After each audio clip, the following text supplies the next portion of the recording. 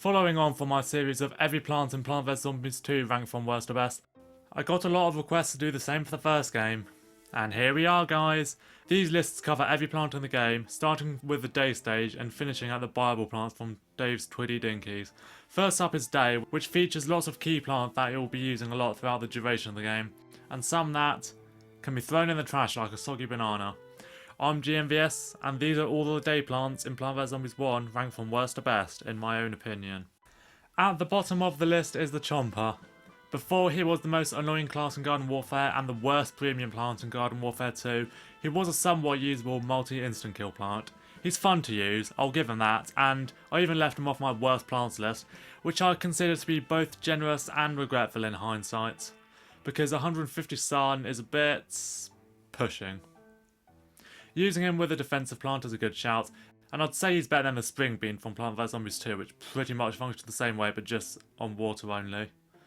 But his delay between eating zombies keeps him from being particularly effective, especially if he eats a regular zombie when you want him to eat someone much tougher, and the first game has a general lack of multi-hit plants to deal with crowd control, so you might not want to select this guy too much.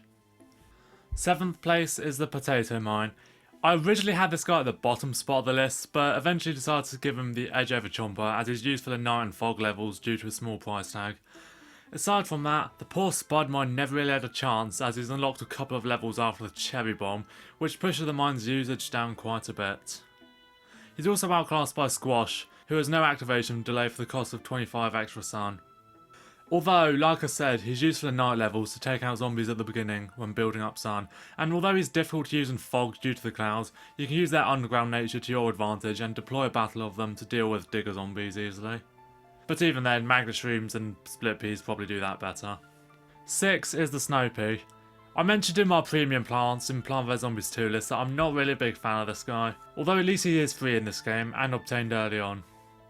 But despite his strengths, I don't use him a whole lot.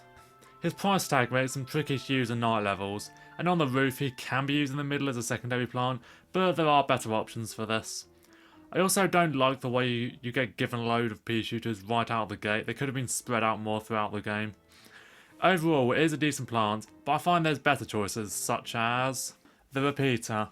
This might lead to some debate, as the repeater's damage output is essentially equivalent to the snow peas, when the latter slowing zombies by half and it costs 25 less sun. However, I would much prefer the higher damage output rather than the slowing effect, because it makes for better stacking, as there's no point using 2 snow peas in a lane where you can just use 1 regular and 1 snow and get the same out of it. The repeater also has synergy with a torchwood, and it can be transformed into a Gatling pea. And while the repeater is only number 5 on this list, despite being ranked high on my Ancient Egypt list on the second game, that is more due to the high amount of key plants unlocked in the first world, which we'll get onto right now. 4 is walnut. The main defensive plant serves its purpose as an emergency plant when zombies are tough enough to get through the gunfire and eat plants.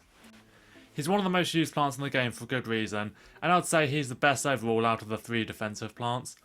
Tall Nut is more of a situational plant for me, whenever zombies such as dolphin riders are around. And I know a lot of people think Pumpkin's the best, but I find his sun cost of 125 a bit pushing at times, although he is definitely useful for guarding utility plants like the plant in a magnet shroom. So while the OG nut is the best, it must be said that besides a few plants such as Spikeweed and Gloom Shroom, the first game lacks melee plants that the walnut makes a perfect team with, so it's not essential as it would later become, but with a large amount of C slots, there's surely room for some defense. 3 is Peashooter. My high rankings of this particular character is frequently debated, as some think he's outclassed, but I think his accessibility gets him ahead, as it can be used as a backline defense in night levels if you don't want to use Scaredy Shroom. Also, his combo with the Torchwood actually has purpose, as while the damage output is still the same as just using 1 repeater, the ignited peas do splash damage, so you can use that for crowd control. The fact you get 2 more powerful pea shooters in the first world means it might be made redundant sooner, and obviously in Roof he's kind of pointless, but besides that you can't really go wrong with PVZ's resident A-lister. The runner-up position goes to the one and only, the Cherry Bomb. Asa, you didn't put Cherry Bomb at the top? Are you feeling okay? Yeah, just bear with me here. This is nothing to do with the Cherry Bomb being bad in any capacity, because this guy is still sick.